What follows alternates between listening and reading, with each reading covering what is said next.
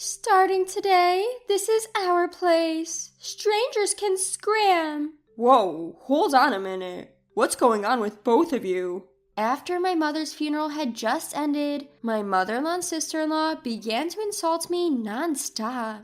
My husband intervened, but the two of them showed no signs of slowing down. You're being tricked. Maybe you've been brainwashed or something? Haha. That's right. It's all because your mom spoiled you. She's the one who raised you to be this way. Your mom's to blame. When my sister-in-law and mother-in-law badmouthed my mother, my anger exploded. I can tolerate them speaking ill of me, but I absolutely will not tolerate them speaking ill of my deceased mother. My name is Kathy, 35 years old. I met my husband David, who is a year older than me, at work, and we got married 5 years ago. I used to live with my mother and husband. Reflecting back, a lot has happened in these past 5 years. 5 years ago, I was working at the real estate company my father owned. I've always been interested in the flow of people and money, so I studied economics in college and applied that knowledge to my work. However, there were those who saw my success as a result of my own ability, and those who thought it was due to my parents' influence. For example, when I heard people talking about me, they often referred to me as the boss's daughter,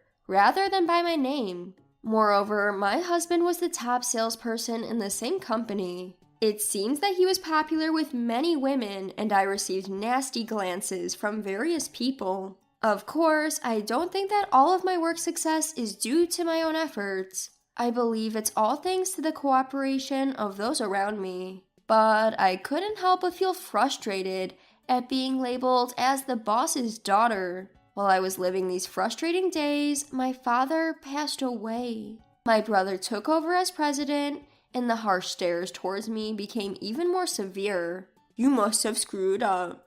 That's why your brother's now the president. Now we'll have to call you the president's sister, right? Haha. Normally, I might just feel frustrated, but at that time, I had just lost my real father. Those words were hard to take for me, who was mentally worn out. After my father's funeral, a single thought crossed my mind. What do I really want to do? Even if I tried to keep going in this situation, something inspirational was missing. As I thought about it, I found myself saying, I want to be an investor in front of my husband. David, rather than rejecting my outrageous proposal, supported me. When I told my mom that I wanted to quit my job and become an investor, she laughed and said, You didn't have to worry about your father. You should have done what you loved from the start. Despite my father's recent death, this might seem outrageous. Before talking to my mother, I was always thinking about the negatives. But looking at my mother's smile, I began to feel that the opinions of others didn't matter. While dealing with the funeral, settling the estate, moving, and other busy tasks, I started as an investor. Of course, not everything went smoothly from the beginning, but my calm and cheerful husband and mother encouraged me every step of the way. Thanks to both of them, the investments I started with my savings and my father's inheritance went well. After a few years, my income had significantly increased compared to when I was working at the company. On the one hand, I was living a fulfilling life, but on the other hand, there were two people who were a big concern. My mother-in-law and sister-in-law. My sister-in-law is 3 years older than my husband, 4 years older than me, and she's still unmarried. From the time that David and I decided to get married, I got the feeling she wasn't particularly pleased. Even my mother-in-law seemed to think that I was just a rich little daddy's girl, despite the fact that I was working at the same level as any other employee, even though my father was the CEO. Every time I went to my in-laws, she'd make snide comments when my husband or father-in-law weren't around. Being a pampered princess, I bet you can't do housework worth a dime. It's a woman's job to do the chores. Please don't make David do it. Mother-in-law, my own mother taught me a lot, so I can handle things on my own. But since I'm also working, David and I help each other out. It was his idea, actually. But there was no way my mother-in-law would accept that. Even my sister-in-law was often aggravated in my presence, saying things like, "It's absurd that a woman who makes her husband do housework can get married." My relationship with my mother-in-law and sister-in-law only got worse when my father-in-law passed away. It must be nice, huh? Living off David's money and slacking off at home? I have to put up with so much because my husband's gone. Why is it that you get to live so freely, Kathy? Mother-in-law, as I've told you before, I make a living as an investor. I'm not slacking off at all. In fact, I have less free time than when I was working a regular job. If you're really making a living, at least give me an allowance. You can't even have kids. You're really a good-for-nothing wife. With the death of my father-in-law, my mother-in-law became more fixated on money. She seemed to resent the fact that I, whom she considered a shut-in, didn't seem to be in financial distress, despite the fact that I had become less active outside the home as I continued my work as an investor. But that didn't mean I was thinking of giving my mother-in-law money. She claimed to be putting up with a lot, but every time I went to the in-laws, there were more and more luxury items. It was clear where the money would go if I gave it to her. I loved David, who didn't doubt people and didn't do anything to be doubted himself, so I had decided not to tell him about my in-laws. There was one time, however, that I confided in my own mother. Why can't I have children?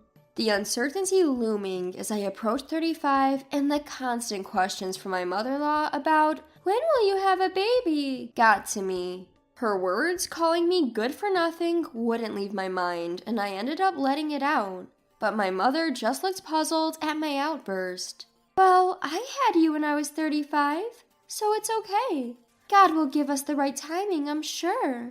Her words lightened my heart. Since then, even when my mother-in-law mentioned children, I was able to reassure myself children are a gift. Now, after these tumultuous 5 years, things are finally starting to calm down. Then, suddenly, my mother passed away. She had a subarachnoid hemorrhage. Losing my mother, who has always been my beacon of light, plunged me into grief. David, who had lived with me for several years, seemed to be taking it pretty hard too, though he was kind and supportive. The funeral took place before we had fully come to terms with my mother's absence. Many people came to the funeral of my mother, who had worked as an executive at the company my brother took charge of, even after my father passed away. Among them were my mother-in-law and sister-in-law. It seemed they had timed it for when David was away from his seat. "There's no need for condolences, right?" Without even offering condolences, they started signing the register. I was simply dumbfounded at the insensitivity of my in-laws. And yet, when David returned, my in-laws changed their demeanor in an instant. "You may be going through a tough time, but Kathy's shock is probably greater. You should support her," they would say, as if they were considering my feelings. Later, when I was deeply feeling the exhaustion from the past busy few days, the doorbell rang at home. My husband, considerate as he is, answered the door to find my mother-in-law and sister-in-law. Due to David's kind nature, he thought they must have come to cheer me up. David invited the two in without any hesitation. As my mother-in-law and sister-in-law entered the living room, they glanced at me and drew an unpleasant curve on their mouths. And then they uttered words beyond my expectation. "From today, this is our home. Outsiders should leave." Mom? David exclaimed in surprise. But my mother-in-law didn't stop talking. "Until now, we've put up with you because your mom was here. But now, only unemployed Kathy is left. If you are parasitized by such a woman, you will be ruined. We'll live together with you, so you should divorce Kathy." What are you saying, Mom? At a time like this? And what do you mean by unemployed? I've told you many times that Kathy is an investor. When you say investor, it sounds like she has a proper job. But essentially, isn't she just playing around, buying and selling stocks? I wonder how such a woman can be a wife. You can find a much better wife. Hold on a minute. What do you mean by bad-mouthing Kathy? What do you two intend to say? Kathy earns her own money. Don't call it playing around. You're being fooled. You've been together with Kathy's mother all the time. Haven't you been brainwashed? Haha. That's right.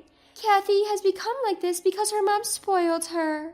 I understand why David wants to defend Kathy. After all, it's her mom's fault for raising Kathy like this. When my sister-in-law and mother-in-law badmouthed my mom, my anger, which had been lethargic until a moment ago, exploded. I can bear with them badmouthing me, but I will never tolerate them badmouthing my mom. Stop speaking ill of my deceased mother. I expressed my anger to its full extent and glared at my mother-in-law and sister-in-law. However, both of them were grinning, showing no signs of fear. Okay, I get it. You don't like the speaking ill of your mom, huh? Haha. Now that the mom who has always sided with you and let you be a shut-in is gone, it must be hard for you to hear the truth. I looked down to see my clenched fist trembling. In order to suppress my own outburst, I took a deep breath. And just as I was about to retort, David, not me, was the one who spoke first. Enough is enough, Mom. Don't speak ill of Kathy or my mother-in-law. Kathy is not a shut-in. She's a bona fide investor. My mother-in-law and I have been cheering for Kathy's efforts all along. If Kathy was just playing around, neither my mother-in-law nor I would have allowed it. Even my mother-in-law and sister-in-law, and certainly I, couldn't hide our surprise at the usually calm David's low voice. As for my mother-in-law, she seemed unable to digest the situation and began to hastily make excuses. Don't be so angry. Even so, the life Kathy led so far was possible because of your earnings, right? Didn't you let her live a privileged life to the point of buying such a high-rise condo? Poor David. If you live with us, we'll do all the housework. Just give us a small allowance. That's all we need. The rest is... Don't you know, Mom? David interrupted my mother-in-law's words, speaking in a flustered voice. This apartment is Kathy's. What? At David's words, my mother-in-law let out an absurd cry. Unable to hide her surprise, she started to fact-check with her eyes wide open. This apartment is Kathy's? Didn't you buy it? When did I ever say that? This apartment is a legacy from my father-in-law, and Kathy got it. That's why the title, of course, is Kathy's. Plus, we split the living expenses evenly. I don't know what you guys are thinking, but Kathy earns more than I do. What?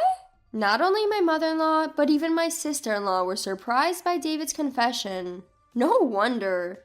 They couldn't have imagined that I was earning more than David. My mother-in-law lost her momentum at David's words and became like a corpse. Taking over for my defeated mother-in-law, my sister-in-law opened her mouth. That can't be. Investors make that much. Making more money than working for a company just by buying and selling as an individual? I don't know about other investors. It might just be that Kathy has a good sense for it. But facts are facts. And yet, how dare you belittle my precious wife? This is our home? Don't kid me. Both of you, get out now. At David's words, my sister-in-law began to panic. What? Wait a minute. We sold our house thinking we could live here from today. What? Now it was my turn, along with my husband, to let out a cry of surprise. You sold our house? Why all of a sudden? At least you could have consulted with me. We thought we could live here. Besides, we didn't have money. I quit my job thinking you would support me. So if you don't let us live here, we'll be in trouble. Hey, Mom, say something. While looking at David with pleading eyes, my sister-in-law shook her mother, who had become like a corpse. However, perhaps the shock was too great, and my mother-in-law was in a daze. My sister-in-law, who had lost her confidence, clung to me this time. Hey, Kathy, I'm sorry. I apologize. Please persuade David for me. We can't survive like this. You said you sold your house, which means you have a considerable amount of money at hand, don't you? To the clinging sister-in-law, I said coldly. At that, the sister-in-law began to flip out at me. Don't get smart. Don't talk back. Just because your investments went well, don't get carried away. Enough is enough. David raised his voice, which echoed far more than the sister-in-law's scream. Towards the sister-in-law who closed her mouth at that voice, David directed a sharp gaze. Forget about the house. I won't even ask for my share, so just get out of here right now. Saying that, my husband practically forced his mother and sister out of the house and locked the door. For a while, we could hear the sound of the doorbell and the pounding on the door, but after a while, it became quiet. After that, according to relatives, my mother-in-law and sister-in-law seemed to have rented a cheap apartment and started living together. My in-laws' house, which was situated in a remote area, couldn't be sold for a high price, and the land was cheap too. My sister-in-law couldn't manage to get a decent job, and their money quickly ran out. Still not learning their lesson, they had tried to rely on me and David several times, but of course, we turned them away at the door. They had sold all the branded goods they owned, and now I hear they are barely making ends meet by working part-time jobs from morning till night. Meanwhile, I've been able to live freely as an investor without anyone around to make nasty comments. And next year, we're planning to add one more member to our family, just as my mother had said. I was thankful to her once again for being blessed at just the right